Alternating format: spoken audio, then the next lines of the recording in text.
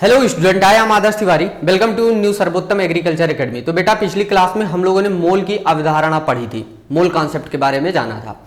आज हम लोग एक नए चैप्टर की शुरुआत करते हैं। पिछले जो भी लेक्चर अपलोड हुए वो आपने पढ़ाई करी, वो फिजिकल केमिस्ट्री थे, भौतिक रसायन के थे। हम लोग आज से एक नए ब्रांच में पहुंचते हैं, इनऑर्गेनिक केमिस्ट्री में, अकार्बनिक रसायन में। तो बेटा, आज हम लोग सबसे पहले पढ़ेंगे किसका, तत्वों का वर्गीकरण, मतलब क्लासिफिकेशन ऑफ एलिमेंट। आज ये चैप्टर का नाम है तत्वों का वर्गीकरण, मतलब तत्व को कैसे कैसे डिफरेंशिएट किया गया है। अच्छा बेटा, 19वीं शताब्दी जब चली तो उसमें जो तत्वों का वर्गीकरण था, तत्व जो खोजे गए, तो पहले बहुत कम तत्व थे। लेकिन धीरे धीरे जब 19वीं शताब्दी आगे बढ़ती गई, 19th सेंचुरी, तो उसमें क्या हुआ, तत्व जब 1950 के करीब आते गए हम लोग, तो उसमें तत्व जो थे बहुत सारे खोज लिए गए। जैसे आज के लगभग आज की जो डेट है, इसमें लगभग 118 तत्व जो है खोजे गए हैं, जो आपके सिलेबस में है। 118 तत्व जो आपके सिलेबस में है, वो चीजें बताई गई मेंडलीव की आवर्त सारणी में। पहले क्या थे कि जो एक वैज्ञानिक थे जिनका नाम था बर्जीलियस ने तत्वों का वर्गीकरण जो किया, उसको बताया कि जो भी तत्व उस समय खोजे गए थे, उसको दो भागों में डिफरेंशिएट किया। पहला कहलाता था धातु और दूसरा कहलाता था अधातु। जो बर्जीलियस थे, उन्होंने जो तत्व पहले खोजे गए थे उनको दो भागों में कैटेगराइज किया। पहला क्या कहलाता था, बर्जीलियस जो थे, उन्होंने पहले जो तत्व खोजे गए थे, जो भी तत्व थे, उनको दो भागों में कैटेगराइज किया। एक धातु कहलाए और एक कहलाया अधातु। ठीक, एक धातु एक अधातु। लेकिन बेटा, कुछ धातु और अधातु दोनों का कैरेक्टर रखते थे, तो इसीलिए उनकी अवधारणा फेल हो गई। वो थे उपधातु। भाई, जो धातु और अधातु का दोनों का गुण रखते हो, उन्हें हम क्या बोल देते हैं, उपधातु। तो उपधातु जो थे वो धातु और अधातु से थोड़े अलग थे, तो इसीलिए बर्जीलियस की अवधारणा जो थी वो फेल हो गई। अब क्या हुआ कि धीरे धीरे कई सारे वैज्ञानिक आते चले गए, और क्या हुआ कि तत्वों का वर्गीकरण हो गया। तो सबसे पहले हम लोग तत्वों के वर्गीकरण में हम लोग पढ़ते हैं पीरियोडिक टेबल, आवर्त सारणी क्या होती है। तो आवर्त सारणी पढ़ते हैं, पहले आवर्त सारणी सीखते हैं। आप लोगों ने जहां पर हो, आप लोग बिल्डिंगें देखते हो, बिल्डिंग्स जब आप किसी सिटीज में जाते हो, तो ऐसे कुछ टाइप की बिल्डिंग मिलती है, आपको देख रहे हो, कुछ ऊंची, कुछ उससे छोटी, कुछ ऐसे, फिर ऐसे, कुछ फिर ऐसे ऊंची, ये बिल्डिंग होती है।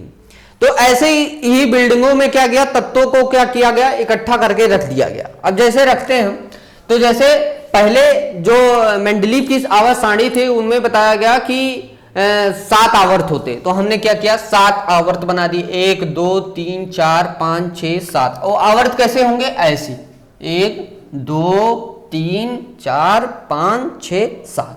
और ये होते हैं, जो ये वर्टिकल लाइन है, ऊर्ध्वाधर लाइन है, इनको हम बोल देते हैं ग्रुप, मतलब वर्ग। और ग्रुप कितने हैं, 1 से लेके 18 तक, 1 से लेके 18, लास्ट को क्या बोलते हैं, 18 ग्रुप। ठीक है। अब हमको पीरियोडिक टेबल कैसे पढ़ना है, उसको हम ऐसे ऐसे करके पढ़ते हैं, सीधा सीधा। कैसे, जैसे हम पढ़ते हैं hydrogen, lithium, sodium, potassium, rubidium, caesium, francium. फिर पढ़ते हैं beryllium, magnesium, calcium, strontium, barium और रेडान, है ना। ऐसे फिर इसमें पढ़ते हैं, जैसे हम पहुंच जाते हैं स्कैंडियम, टाइटेनियम, वेनेडियम, क्रोमियम, फिर आयरन, सॉरी रुके रहना। फिर उसके बाद में पहुंच जाते हैं क्रोमियम के बाद मैग्नीज के बाद आता है आयरन, फिर कोबाल्ट, फिर निकेल, फिर कॉपर, फिर जिंक, है ना। फिर यहां पर boron, carbon, nitrogen, oxygen, fluorine है। फिर बोरान वाले फैमिली में पहुंचो, तो बोरान वाले में आ जाता है एल्युमिनियम, बेटा क्या हो जाता है, बैगन, आलू, गाजर, इन्हें तौलो। ठीक है। फिर कार्बन, कासी जी, सुनबे। ठीक है। नेपाल, पाकिस्तान, ऑस्ट्रेलिया, सब भिखारी, फिर उससे टीपो। ठीक है।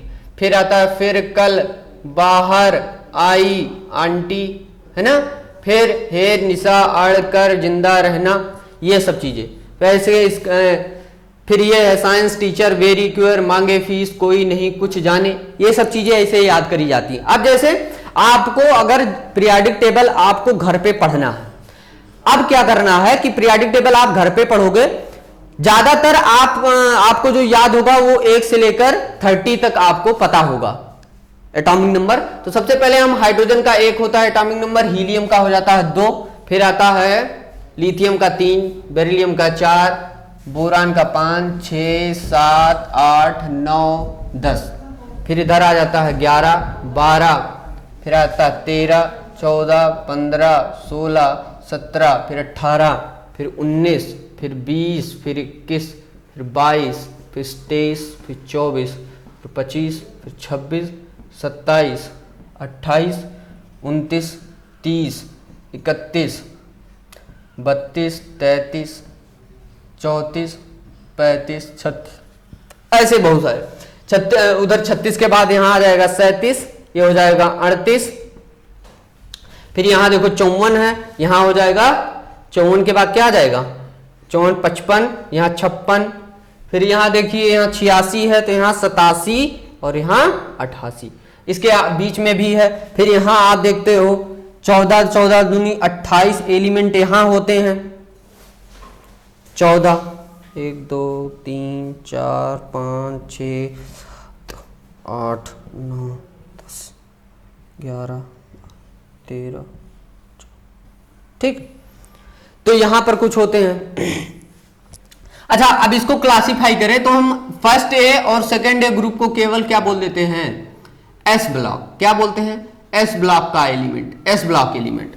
इसको क्या बोलते हो, यहां से लेके थर्ड से लेके और 12 तक बोलते हो डी ब्लॉक। क्या बोलते हो, डी ब्लॉक।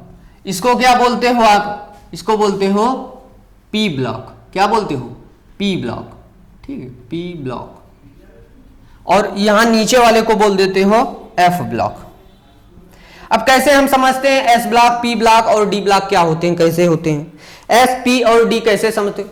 ये बोलता है कोई भी एलिमेंट हो उसका लास्ट इलेक्ट्रॉन जिस सब सेल में जाता है वही उसका उस ग्रुप का मेंबर हो जाता है, उस ब्लॉक का एलिमेंट। जैसे मतलब फर्स्ट ए वाले जो भी एस ब्लॉक के एलिमेंट होंगे, मतलब जो भी तत्व है इनमें, उनमें जो लास्ट इलेक्ट्रॉन किस सेल में जाएगा, एस सेल, तो वो किस ब्लॉक के हो जाएंगे, एस ब्लॉक के।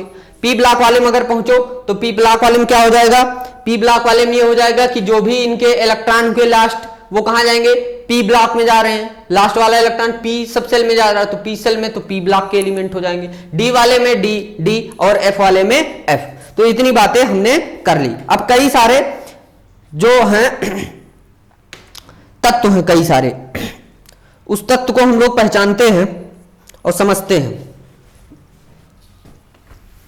इसको हटा देते हैं।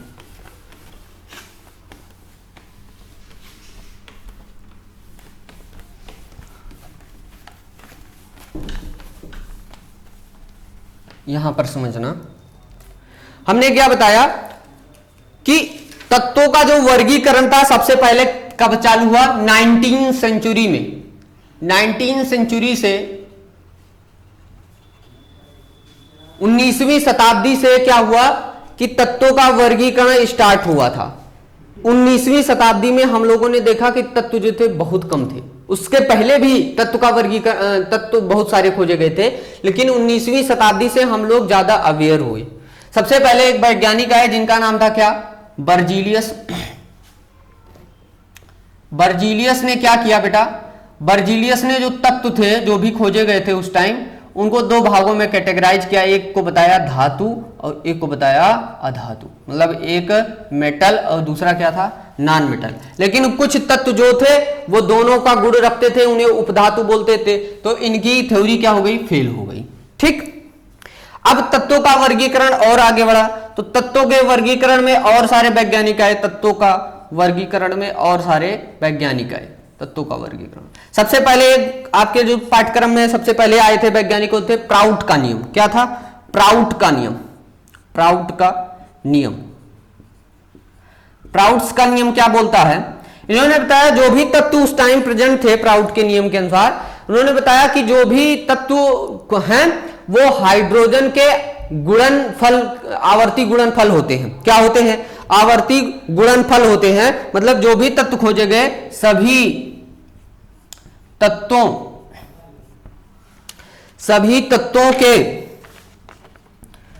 तत्वों के परमाणु वो किसके थे? हाइड्रोजन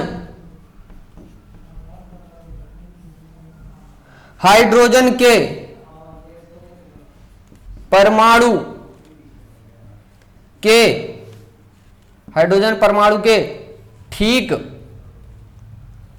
पूर्ण गुणांक होते थे, पूर्ण गुणांक होते हैं। इन्होंने बताया कि जो भी प्राउड का नियम यह कहता है कि जो भी तत्व खोजे गए, उन्होंने बताया कि जो भी तत्व खोजे गए वो हाइड्रोजन परमाणु से ही मिलकर बने हैं। मतलब हाइड्रोजन परमाणु के गुणांक में होते हैं, पूर्ण गुणांक होता है। लेकिन जब जैसे क्लोरीन आ जाए तो जैसे हाइड्रोजन परमाणु है पूर्ण गुणांक 1H1, लेकिन अगर उसका क्लोरीन का निकालोगे तो 30.5 आ जाता है, 35.5 आ जाता है, तो ये पूर्ण गुणांक नहीं है, इसलिए इनकी भी थ्योरी क्या हो गई? फेल हो गई। फिर इसके बाद आए डाबर्नियर का त्रिक सिद्धांत। अब डाबर्नियर का त्रिक सिद्धांत क्या है? दूसरा इनका ये है डाबर्नियर का डाबेराइनर का त्रिक सिद्धांत। डाबर्नियर का त्रिक सिद्धांत क्या था? डाबर्नियर ट्रायड्स लॉ बोलते हैं इसे। डाबर्नियर त्रिक सिद्धांत ये था कि इन्होंने जो तत्व थे वो तीन को एक एक समूह में रखा। मतलब जैसे हम ले लें लिथियम, सोडियम, इधर अभी आपने पढ़ा था लिथियम, सोडियम, पोटेशियम, तीनों को रखें और इनका परमाणु क्रमांक, परमाणु भार लिखें। क्या होता है? परमाणु भार 7, इसका कितना हो जाता है? बोलो 39। और इन दोनों का अगर जोड़ दो 7 + 39 और समांतर माध्य ले लो तो 23 आ जाता है। मतलब बताया कि जो भी तीन हम एलिमेंट लेते हैं, बीच वाला एलिमेंट अपने अगल बगल वालों के गुणों के समांतर माध्य होता है। जैसे परमाणु भार उसका निकालोगे तो समांतर माध्य, इसका भी परमाणु भार, इसका परमाणु, 2 से भाग लगाओ, समांतर माध्य में 23 निकल के आएगा। तो इन दोनों का क्या हो जाएगा? ये समांतर माध्य है, बीच वाला एलिमेंट दोनों तत्व के गुणों को रखता है ना। ऐसे हम अगर क्लोरीन ले लें एग्जाम्पल, इसको याद रखना, ये एग्जाम्पल बहुत इंपॉर्टेंट है। जैसे हम ले लें क्लोरीन हो गया, ब्रोमीन और आयोडीन, क्लोरीन, ब्रोमीन और आयोडीन। क्लोरीन का आपको पता है परमाणु भार कितना होता है? 35.5। आयोडीन का 127। इसका समांतर माध्य निकालो, कैसे निकलेगा? इसका समांतर निकालोगे 35.5 + 127/2, तो कितना आ जाएगा? लगभग बोलो 81.80 कुछ आएगा, 81.25। ये इसका परमाणु भार हो जाएगा ब्रोमीन का। तो इसका क्या डाबर्नियर का त्रिक सिद्धांत क्या कहता है कि किसी त्रिक में तीनों तत्वों के गुणधर्म समान होते हैं तथा बीच वाले तत्व का परमाणु भार शेष 2 तत्वों के परमाणु भार के समांतर माध्य में होता है। तो दोनों का परमाणु भार इधर अगल बगल वाले का बीच का क्या होगा? समांतर माध्य होगा। ऐसे न्यूलैंड का ऑक्टेव लॉ आता है। न्यूलैंड का ऑक्टेव लॉ आता है। न्यूलैंड का octave law, Newland octave law. तीसरा है न्यूलैंड्स का अष्टक नियम। अष्टक नियम, न्यूलैंड का अष्टक नियम का अष्टक नियम। न्यूलैंड का अष्टक नियम क्या बोलता है कि इन्होंने जो भी तत्व लिए, उन्होंने बताया न्यूलैंड ने कि जो भी तत्व होते हैं, पहला तत्व और 8वें तत्व में समानता होती है। क्या होती है? पहला तत्व अगर जो होगा वो 8वें तत्व से क्या रखेगा? समान गुण रखेगा। जैसे आपने सारे गामा पा सुना होगा, सारे गामा पा धा नी सा, तो जो सा पहले शुरुआत में था और 8वां भी क्या है? सा है। मतलब पहला और 8वां जो है जो ध्वनि है वो भी समान है। इसी के आधार पर इन्होंने बताया कि जो भी तत्व खोजे गए हैं, पहला तत्व और 8वें तत्व से क्या रखता है, समानता रहता है। इसीलिए बोला जाता है न्यूलैंड का ऑक्टेव लॉ, या इसे ही बोलते हैं म्यूजिकल लॉ बोलते हैं। तो किसने दिया था, न्यूलैंड्स ने, है ना। क्या बोला कि पहला तत्व जो होता, पहला एलिमेंट वो सिमिलर होता है किसके, 8वें तत्व के। जैसे लिथियम लेते हैं, लिथियम के बाद आता है बेरिलियम, फिर आता है बोरान, फिर आता है कार्बन, फिर आता है नाइट्रोजन, फिर आता है ऑक्सीजन, फिर फ्लोरीन। फिर इधर आ जाओ, लिथियम के बाद आता है सोडियम, फिर बेरिलियम के बाद आता है मैग्नीशियम, सोडियम, मैग्नीशियम के बाद आता है एल्युमिनियम, एल्युमिनियम के बाद आता है सिलिकॉन, नाइट्रोजन के बाद आता है फास्फोरस, ऑक्सीजन के बाद आता है सल्फर, और फ्लोरीन के बाद आता है क्लोरीन। तो बेटा लिथियम पहला तत्व है, और एक से गिनना चालू करें, 1 2 3 4 5 6 7 और 8वां सोडियम, मतलब इन दोनों में सिमिलरिटी होगी। यहां मान लो कार्बन से पहुंचे हो तो कार्बन से 1 2 3 4 5 6 7 8, 8वां सिलिकॉन, मतलब कार्बन और सिलिकॉन की समानता, समान गुण है। लेकिन ये कब तक सही था, जब तक जीरो ग्रुप की खोज नहीं हुई थी। जैसे ही जीरो ग्रुप की खोज हुई वैसे ही इनका न्यूलैंड का ऑक्टेव नियम ये भी गलत सिद्ध हुआ। फिर न्यूलैंड के ऑक्टेव लॉ के बाद आता है लोथर-मेयर का कर्व। लोथर-मेयर कर्व जो था वो द्रव्यमान और आयतन में इन्होंने कर्व बनाया, द्रव्यमान और आयतन में कर्व बनाया। कैसा कर्व था समझना है। यहां लोथर-मेयर का चौथा था लोथर-मेयर ग्राफ। लोथर-मेयर ग्राफ क्या था बेटा, लोथर-मेयर ग्राफ जो था वो ग्राफ था द्रव्यमान और आयतन में। आपसे पूछा जाता है लोथर-मेयर कर्व किसमें आता है, भार और आयतन में। इन्होंने बताया कि जो पीक है, इसका ऊंचाई है, उस पर फर्स्ट वाले एलिमेंट रखे जाएंगे। जो यहां डिसेंडिंग पॉइंट है, यहां सेकेंड वाले एलिमेंट रखे जाएंगे।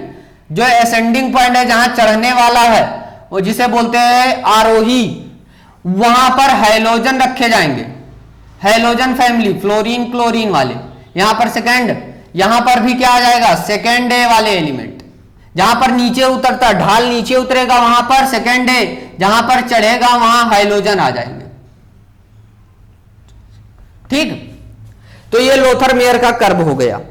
अच्छा जी, अब हम लोग पहुंचते हैं मेंडलीव के आवर्त नियम पर। जब इन सब की थ्योरी फेल होती गई तो हम पहुंच जाते हैं फिर एक वैज्ञानिक आए मेंडलीव, और मेंडलीव ने बताया आवर्त का नियम। तो अगली क्लास में हम लोग पढ़ेंगे मेंडलीव का आवर्त का नियम। तब तक के लिए जय हिंद।